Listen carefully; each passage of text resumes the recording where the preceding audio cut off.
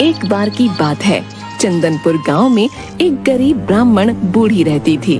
उसके 4 पुत्र थे, केशव, चंदन, गौतम और आनंद। एक दिन बूढ़ी माँ अपने 4 पुत्रों को अपने पास बुलाती है। मेरे 4 पुत्रों, अब मैं बहुत बूढ़ी हो गई हूँ। तुम 4 बड़े हो गए हो। मेरे पास तुम्हें देने के लिए कुछ भी नहीं है। तुम तो जानते ही हो, बहुत कम आयु में तुम्हारे पिताजी तुम्हें छोड़कर चले गए थे। मैंने बहुत मेहनत करके तुम 4 को बड़ा किया है। अब जब तुम खुद अपना अच्छा बुरा सोचने के योग्य हो गए हो, तो मरने से पहले तुम्हारे पिताजी ने तुम्हारे लिए जो आदेश मुझे दिया था, उसे आज मैं तुम्हें बताना चाहती हूँ मेरे पुत्रों। 4 भाई ये सुनकर खुश हो जाते हैं। ये आप क्या बोल रही हो माँ? आखिर कैसा आदेश दिया था पिताजी ने तुम्हें? बताओ हमें। हाँ माँ, बताओ, तुम किस आदेश की बात कर रही हो? ऐसा कौन सा आदेश है जिसे पिताजी हमें देकर गए माँ? बेटा, तुम्हारे पिताजी ने तुम 4 को यह आदेश दिया था कि जब तुम 4 बड़े हो जाओ तो यहाँ से कोसों दूर एक जंगल है जिसमें योगी भैरव नंदा रहा करते हैं। जब तुम 4 बड़े हो जाओ तो तुम्हारी जो भी इच्छा होगी वो तुम उनसे मांग लेना। भैरव नंदा बहुत बड़े ज्ञानी महात्मा हैं। वो तुम्हें तुम्हारी इच्छा पूर्ति का मार्ग अवश्य बताएंगे। क्या सच में माँ? अगर ऐसा है तो हम अवश्य ही योगी भैरव नंदा के पास जाएंगे और जो भी मार्ग वो हमें हमारी इच्छा पूर्ति के लिए बताएंगे, उसे हम 4 भाई अवश्य अपनाएंगे माँ। हाँ माँ, हम अवश्य ही भैरव नंदा योगी के आश्रम जाएंगे। ठीक है मेरे बच्चों, लेकिन तुम तीनों ये अवश्य ही ध्यान रखना कि तुम्हें अपनी इच्छा पूर्ति के लिए अपने मन में लालच को उत्पन्न नहीं होने देना है। अगर ऐसा हुआ तो तुम्हारा मार्ग तुम्हारे लिए अभिश्राप बन जाएगा और जल्दी मेरे पास लौट आना, मुझे तुम्हारा इंतजार रहेगा। ठीक है माँ, हम आपकी ये शिक्षा अवश्य ही याद रखेंगे। हम अपने मन में लालच को उत्पन्न नहीं होने देंगे। अच्छा माँ, अब हम योगी भैरव नंदा के आश्रम की ओर चलते हैं।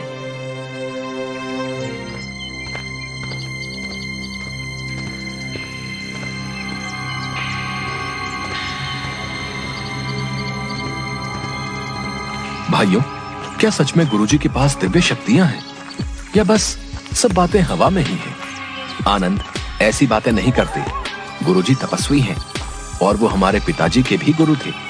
हाँ हाँ ठीक है, देखते हैं गुरुजी को भी आज।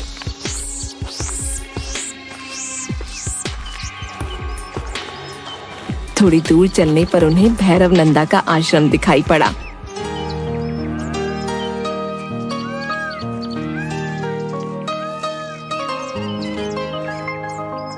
अरे वो देखो, वो रहा योगी भैरव नंदा का आश्रम।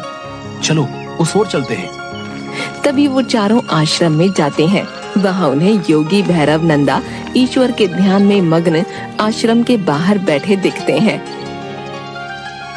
प्रणाम गुरुजी, अपनी आंखें खोलिए। हम बहुत दूर से आपसे भेंट करने आए हैं। हमें हमारी माता ने आपके पास भेजा है। आंखें खोलिए गुरुजी। क्या बात है बालकों, आखिर कौन हो तुम और कौन है तुम्हारी माता जिसने तुम्हें हमारे पास भेजा है? हम ब्राह्मण विश्वासनाथ के पुत्र हैं। गुरुजी, हमें हमारी माता ने आपके पास अपनी इच्छा की पूर्ति के लिए भेजा है। हमारे पिता ने संसार को त्याग करने से पहले हमारे लिए एक आदेश दिया था कि जब हम 4 बड़े हो जाएंगे तो अपनी इच्छा पूर्ति के लिए आपके पास चले आएं। अच्छा, तो तुम विश्वासनाथ के पुत्र हो। अब मैं सब समझ गया हूँ। तुम्हारा पिता मेरा बहुत ही प्रिय शिष्य था। एक दिन उसने मुझसे एक वरदान मांगा कि भविष्य में जब मेरे 4 पुत्र तुम्हारे पास आएंगे तो जो भी उनकी इच्छा होगी वो मैं अवश्य ही पूरी करूंगा। बताओ विश्वनाथ के पुत्रों, तुम्हारी क्या इच्छाएं हैं? मैं अवश्य ही तुम्हारी इच्छा पूर्ति में सहायता करूंगा। गुरुजी, वैसे तो हमारी कुछ महत्वपूर्ण इच्छाएं नहीं है, लेकिन हम चाहते हैं जो भी आप हमें अपने आशीर्वाद के रूप में दे देंगे उसे ही हम अपनी इच्छा और आपका उपहार समझ लेंगे। भैरव नंदा योगी ये बात सुनकर बहुत खुश हो जाता है। वाह विश्वनाथ के पुत्रों, बहुत ही उत्तम विचार है तुम्हारे। तुम भी अपने पिता की तरह ज्ञानी और बुद्धिमान हो। मैं तुमसे बहुत खुश हुआ। तुम यहीं रुको, मैं अभी आता हूँ पुत्रों।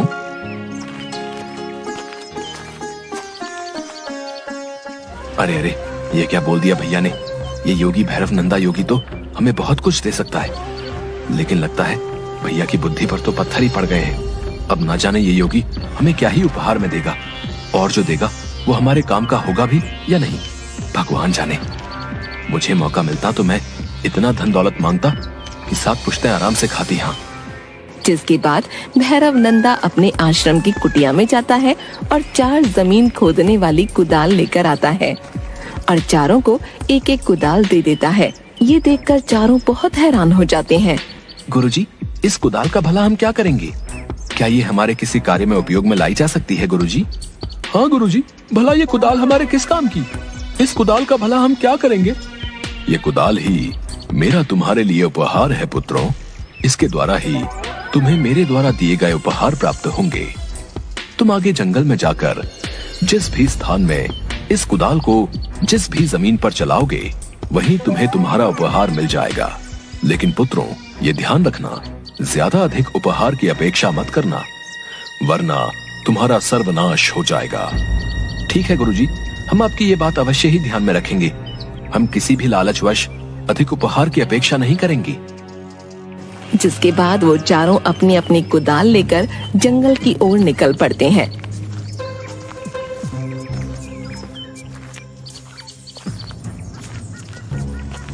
मुझे लगता है हमें इस कुदाल से यहीं खोदना शुरू कर देना चाहिए। गुरुजी के दिए उपहार हमें यहीं इसी जमीन के अंदर मिलेंगे। हाँ भैया, आप बिल्कुल सत्य कह रहे हैं। हमें यही गुरुजी की दी कुदाल से खुदाई शुरू कर देनी चाहिए। मेरा मन तो अंदर ही अंदर प्रसन्न हुए जा रहा है उपहार पाने के लिए। चलो चलो जल्दी करो। तभी वो चारों अपनी अपनी कुदाल से जमीन को खोदना शुरू कर देते हैं। जिसके बाद जब केशव कुदाल से जमीन खोदता है तो उसे अचानक से बहुत सारे तांबे के कुछ सुंदर बर्तन दिखाई पड़ते हैं। अरे वाह वाह, ये तो बहुत ही सुंदर तांबे के बर्तन हैं। इन्हें तो मैं माँ को जाकर दूंगा।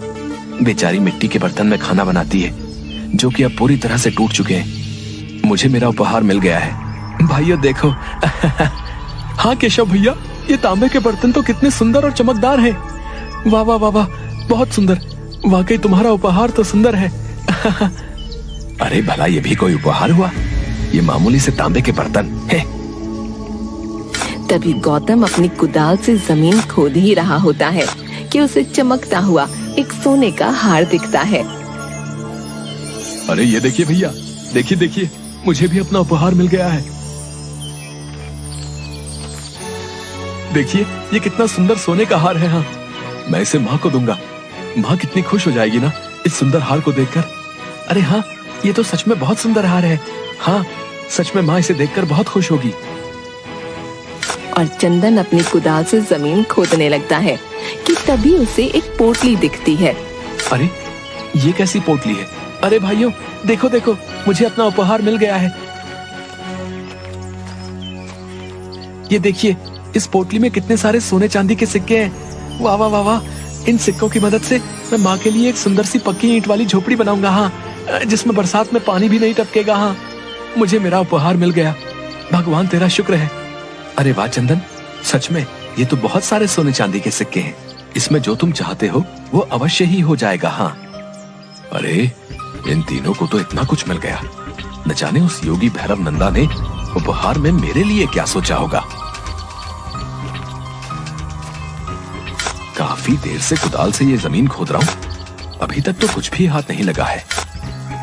तभी कुदाल चलाते हुए जमीन के अंदर से बहुत तेज रोशनी आती दिखती है और वो देखता है कि बहुत सारे हीरे चमक रहे हैं।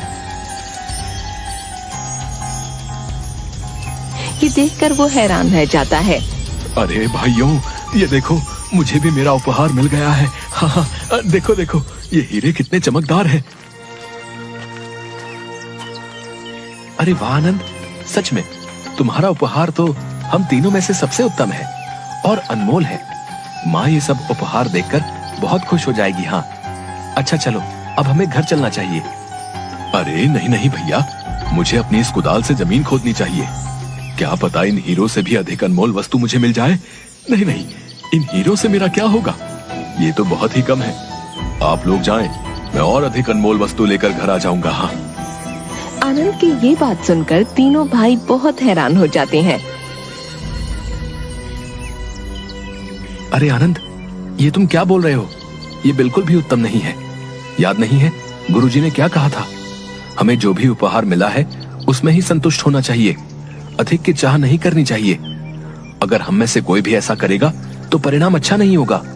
हाँ, आनंद भैया सत्य ही बोल रहे हैं। चलो अब हमें घर की ओर लौट जाना चाहिए, माँ हमारा इंतजार कर रही होगी। नहीं भैया, मैं बस इन हीरों को लेकर माँ के पास नहीं जाऊंगा। हाँ, मुझे और अधिक और अनमोल उपहार की तलाश है। मुझे विश्वास है वो मुझे इसी जमीन के अंदर मिलेगा। इतने कम धन से मेरा कुछ नहीं होने वाला। मुझे तो बहुत सारा धन चाहिए जो कि यहाँ जमीन के अंदर जरूर दफन है। तुम लोग जाओ माँ के पास, मैं अपना कीमती और बहुमूल्य उपहार लेकर रहूंगा। हाँ। और वो जमीन खोदने लगता है।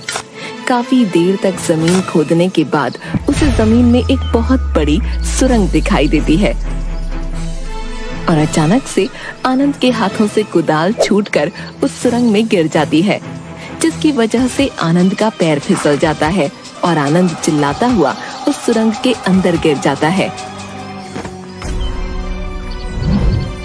अरे बचाओ मुझे, ये क्या हो गया? मेरा अनमोल उपहार, बचाओ बचाओ। तभी ये दृश्य देखकर उसके तीनों भाई हैरान हो जाते हैं। ये तुमने क्या कर दिया आनंद? अपने लालच के कारणवश तुम अपनी ही बनाई सुरंग में गिर गए। इसीलिए ही भैरव नंदा गुरुजी ने ये कहा था कि तुम्हारा लालच ही तुम्हारे सर्वनाश की ओर ले जाएगा। ये तुमने क्या कर दिया आनंद? अरे मेरे भाई, तुम्हें तुम्हारा लालच ले डूबा। अब हम क्या करेंगे? वापस आ जाओ भाई, भाई बाहर आ जाओ भाई, मेरा प्यारा भाई। और तीनों भाई फूट फूट कर रोने लगते हैं। किसी ने सच ही कहा है कि हमें धैर्य और सब्र से काम लेना चाहिए। लालच विनाश का कारण है। यहाँ अगर आनंद कम धन में संतुष्टि कर लेता तो उसे मौत के मुंह में जाना नहीं पड़ता।